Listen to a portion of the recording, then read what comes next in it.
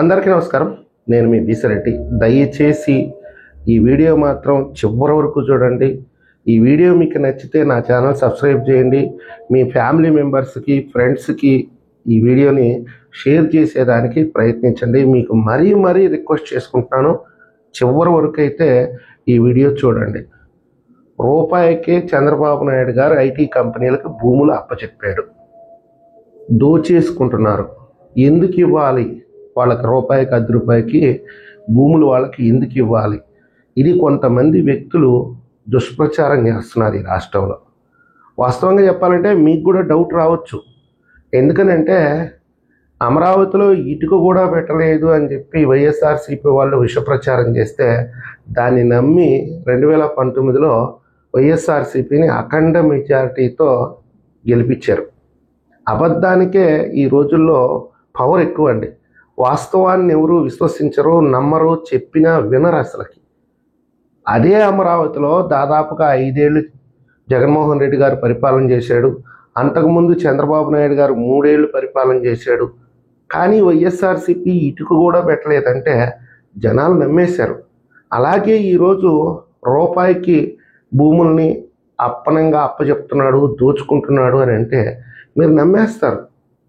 అసలు వాస్తవంగా రూపాయికి ₹10 భూముల్ని ఎందుకు ఇస్తున్నారు అనే దానికి నేను వివరణ ఇచ్చే ప్రయత్నం చేస్తాను. మీరు కూడా ఆలోచించండి ఒకసారి. ఈరోజు నేను ఈ వీడియో యూట్యూబ్లో అప్లోడ్ చేస్తున్నాను. నేను చేసేటటువంటి ఈ వీడియో నా మొబైల్లో ఉండదు. నేరుగా వెళ్ళి సర్వర్లో అప్లోడ్ అవుతుంది, సర్వర్లో ఉంటుంది. ఆ సర్వర్ ఎక్కడ ఉంటుందంటే అమెరికాలో ఉంటుంది. ఎగ్జాంపుల్ చెప్తున్నా మీకు అర్థమయ్యే విధంగా. ఈరోజు యూట్యూబ్ సర్వర్ ఇండియాలో ఉంది అని అంటున్నారు చాలామంది. నాకైతే కరెక్ట్గా తెలియదు. నేను అప్లోడ్ చేసే ఈ వీడియో పోయి అమెరికా సర్వర్లో ఉంటుంది. అదేవిధంగా మీ ఫోన్పే యాప్ ఉంటుంది, అది కూడా గూగుల్ అనుసంధానమే. మీ బ్యాంకుకి సంబంధించినటువంటి యాప్స్ ఉంటాయి, అవి కూడా గూగుల్ అనుసంధానమే. అదేవిధంగా మీరు మీ ఆఫీస్లో వర్క్ చేస్తుంటారు చూడండి, అదంతా కూడా గూగుల్ అనుసంధానమే. అంటే మొత్తం మీద మన డేటా మొత్తం అమెరికా దగ్గర ఉంటుంది. ఈరోజు ట్రంప్ను చూస్తున్నాం, రేపు ఇంకొక కంపు వస్తాడు. ఆ కంపు వచ్చినప్పుడు భారతదేశం మా మాట వినట్లేదు కాబట్టి వీళ్ళ మీద సైబర్ వార్ చేయాలి, వీళ్ళ ఆయుధాలతో మాట వినట్లేదు, భయపెట్టిన వ్యాపారంతో మాట వినట్లేదు కాబట్టి వీళ్ళ మీద సైబర్ వార్ చేయాలి అని చెప్పి మన డేటా సర్వర్లు ఏదైతే ఉన్నాయో వాటి నుంచి కనెక్షన్ కట్ చేసేసాడు అనుకోండి. ఇక యూట్యూబ్లో మాలాంటి ఇండియన్స్ యొక్క వీడియోస్ మీకు కనపడవు. అమెరికా వాళ్ళయో, లేకపోతే ఆఫ్రికా వాళ్ళయో, ఆస్ట్రేలియా వాళ్ళయో ఆ వీడియోలు మాత్రమే మీకు కనిపిస్తాయి. ఎందుకని? మన సర్వర్లకు సంబంధించి అమెరికాలో ఉన్నాయో వాటికి కనెక్షన్ కట్ చేసేసాడు. మీరు ఫోన్పే డబ్బులు చేయడానికి వెళ్తే ఫోన్పేలో మీ బ్యాలెన్స్ కనపడదు. ఫోన్పే కూడా గూగుల్తోనే పనిచేస్తుంది కాబట్టి, గూగుల్ ప్లే స్టోర్ ద్వారా పనిచేస్తుంది కాబట్టి నేను ఎగ్జాంపుల్స్ మాత్రమే మీకు అర్థమయ్యే విధంగా చెప్తున్నాను. అదేవిధంగా మీ యొక్క వ్యాపార సంస్థకు సంబంధించి ఒక వెబ్సైట్ ఉంటుంది. ఆ వెబ్సైట్లో చాలా విషయాలు స్టోర్ చేసుకొని ఉంటారు, అవి కూడా కనపడవు. మీ కంపెనీలో ఎంతమంది ఉద్యోగులు పనిచేస్తున్నారో వాళ్ళ శాలరీస్ ఏంటో, మీ వ్యాపార లావాదేవీలు ఏంటో ఇవి కూడా కనపడవు. వీలైతే టెలికాం సర్వీస్ కూడా ఆగిపోద్ది. మీ టీవీలో మీ సినిమాలు కూడా కనపడవు, ఓటీటీస్ కూడా కనపడవు. ఎందుకని? ఈ డేటా మొత్తం ఆ సర్వర్లో ఉంటుంది. ఆ సర్వర్లు మొత్తం పోయి అమెరికాలో ఉన్నాయి. సో ట్రంప్ కాకుండా రేపు ఇంకొక కంపు వస్తే వీటిలన్నింటినీ కట్ చేసే ప్రమాదం కూడా ఉంది. గూగుల్ అయితే చేయదు, ఎందుకంటే అది ఒక వ్యాపార సంస్థ, దానికి వ్యాపారం కావాలి. ఏ దేశం అనేది వాళ్ళకి అంత పట్టింపు లేదు. అందరికీ వాళ్ళ టెక్నాలజీని అందించాలి, వాళ్ళ రెవెన్యూ సాధించాలి, లాభాలు సాధించాలి. అందరికీ వాళ్ళ యొక్క టెక్నాలజీని దరిదాపులోకి తీసుకెళ్ళాలి. ఈరోజు చదువు సంధ్య లేని వాళ్ళు, కనీసం అక్షర పరిజ్ఞానం కూడా లేనటువంటి వాళ్ళు కూడా ఈరోజు యూట్యూబ్ వాడుతున్నారు, గూగుల్ వాడుతున్నారు, గూగుల్ మ్యాప్స్ వాడుతున్నారు. అన్ని రకాలుగా గూగుల్ ఈరోజు ప్రజలకి ఎంత అందుబాటులోకి తీసుకొచ్చిందో మనం కూడా ఆశ్చర్యపడాలి, అభినందించాలి. అలాంటి సంస్థకు సంబంధించిన డేటా మొత్తం మా దేశానికి సంబంధించిన డేటా మా దేశంలోనే ఉండాలి. రేపేదైనా మన మీద కక్ష కడితే, వాళ్ళు ఇలాంటి దుశ్చర్యలకు పాల్పడితే మనం ఎలా తయారవుతామంటే గజనీ సినిమాలో సూర్యలాగా తయారవుతాం. మళ్ళీ తాళపత్ర గంధాలు తీసుకురావాలి. పోనీ మళ్ళీ రాసుకోవడానికి మొదలుపెట్టినా కానీ పాత డేటా మొత్తం మనకు కనపడదు. గతంలో ఏం చేశాము ఏది కనపడదు. ఇక చూడండి ఎలాంటి సంక్షోభాన్ని ఎదుర్కోవాల్సి వస్తుందో. కాబట్టే ఈరోజు చంద్రబాబు నాయుడు గారు లాంటి వాళ్ళు నిజంగా చెప్పాలంటే ఈ దేశంలో టెక్నాలజీ మీద అవగాహన కలిగినటువంటి అతి కొద్ది మంది రాజకీయ నాయకుల్లో అటల్ బిహారీ వాజ్పేయి, నరేంద్ర మోడీ గారు, చంద్రబాబు నాయుడు గారు, వీళ్ళ ముగ్గురే. మిగతా వాళ్ళకి అవగాహన ఉండొచ్చు, ఉండకపోవచ్చు, కానీ అంత ఇంట్రెస్ట్ అయితే చూపారు. వీళ్ళు ఖచ్చితంగా దీని మీద ఇంట్రెస్ట్ చూపిస్తారు. కాబట్టే గూగుల్ని బతిమలాడుకోనో భయపెట్టో ఏదో ఒక రకంగా డేటా సెంటర్ల మొత్తం ఇండియాకి తీసుకొస్తున్నారు. అందులో భాగంగానే 2017లో గూగుల్ డేటా సెంటర్ మొట్టమొదటిసారిగా ముంబైలో పెట్టింది. 2021లో ఢిల్లీలో పెట్టింది. ఇప్పుడు దేశ ప్రజల ప్రయోజనం కోసం, దేశ ప్రజల అవసరాల కోసం 30 ఏళ్ల కోసం, మరో 30 ఏళ్ల కోసం విశాఖపట్నంలో అతి పెద్ద డేటా సెంటరు ఏర్పాటు చేస్తుంది గూగుల్ సంస్థ. అది విశాఖపట్నంలోనే పెట్టాల్సిన అవసరం లేదు. కేంద్ర ప్రభుత్వం అనుకుంటే ఎక్కడైనా పెట్టచ్చు.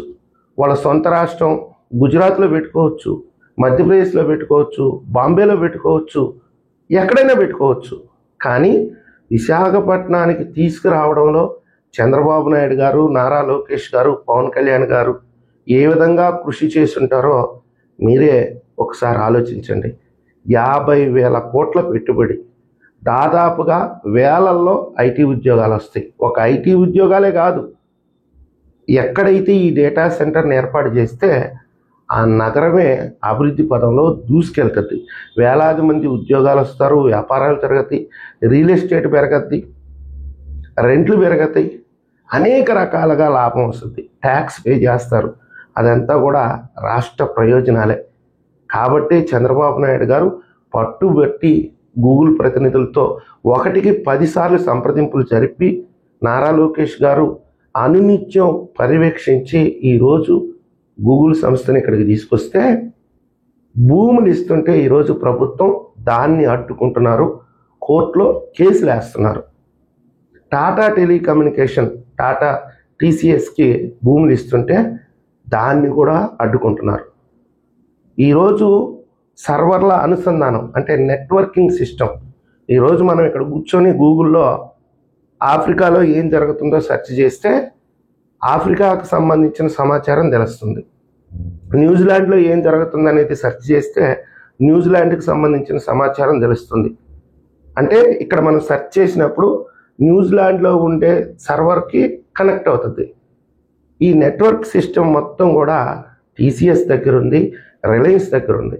రిలయన్స్ కూడా 50,000 కోట్ల పెట్టుబడితో దాని సంస్థని ఆంధ్రప్రదేశ్లో పెడుతుంది.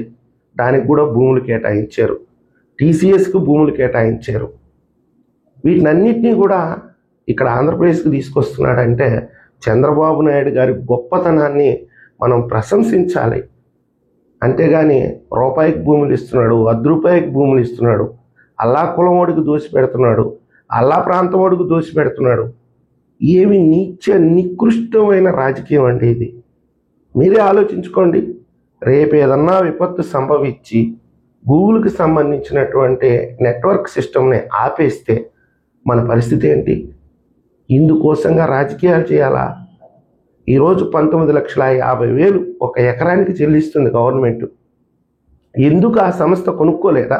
5,000 కోట్లు 10,000 కోట్లు పెట్టి భూమిని కొనుక్కోలేదా ఆ సంస్థ? ఒక రకమైనటువంటి గిఫ్టు. వాస్తవంగా మీ ఇంటికి వచ్చాను నేను, కాఫీ ఇస్తారు, భోజనం చేసిపోయా అంటారు, టిఫిన్ చేసిపోయా అంటారు. అది సంస్కారం, సభ్యత. అలా చేస్తే నీ కష్టంలో నేను తోడుగా ఉంటా. ఆశించి టిఫిన్ ఇవ్వరు, టీ ఇవ్వరు ఎవరు కూడా. మనతో మైత్రి, మనతో ఒక రిలేషన్ పెంచుకోవడం కోసం మర్యాద ఇస్తారు. అదేవిధంగా గూగుల్తో కూడా మన మైత్రి పెంచుకోవాలి, మన బంధాన్ని పెంచుకోవాలని ఈరోజు వాళ్ళకి భూమి ఇస్తే దాని మీద కోర్టుకు వెళ్తున్నారంటే వీళ్ళు ఎలాంటి నీచ నికృష్టులో దుర్మార్గులో ఈ దేశాన్ని ఏం చేయాలనుకుంటున్నారో మీరే ఒకసారి ఆత్మపరిశీలన చేసుకోండి. ఈ విషయానికి సంబంధించి ఏ జర్నలిస్టు మాట్లాడాడండి, ఏ పెయిడ్ జర్నలిస్టు ప్రజలకు వివరించి చెప్పే ప్రయత్నం చేయడు. నేను నిన్నగాక మొన్న ఒక మహిళా జర్నలిస్ట్ గురించి వీడియో చేస్తే ఒక 100 కామెంట్లు పెడుతున్నారు. ఆమె చాలా విషయాలకు సంబంధించి రీసెర్చ్ చేసి వీడియోలు చేసి ప్రజల్ని చైతన్యపరుస్తుందంట. నేను చెప్పిన విషయాన్ని ఆవిడ ఎప్పుడన్నా చెప్పిందేమో మీరే ఒకసారి చూసి చెక్ చేయండి. ఇలాంటి విషయాలు చెప్పరండి. ప్రజల్ని కులాల పరంగానో మతాల పరంగానో రాజకీయంగానో రెచ్చగొట్టి వాళ్ళ నాశనానికి వీళ్ళు పునాదులు వేస్తున్నారు. దయచేసి ఇలాంటి వ్యక్తులను కూడా మీరు ఫాలో కావద్దు. ఈ వీడియో మీకు నచ్చినట్లయితే మరీ రిక్వెస్ట్ చేసుకుంటున్నాను, 10 మందికి షేర్ చేయండి. మాకు నువ్వు చెప్పింది ఏది అర్థం కాలేదు, ఇంకా క్లియర్గా చెప్పు అంటే మళ్ళీ కూడా వీడియో చేసేదానికి నేను కృతనిశ్చయంతో ఉన్నాను. దయచేసి నా ఛానల్ సబ్స్క్రైబ్ చేస్తారని నేను ఆశిస్తున్నాను. ధన్యవాదాలు.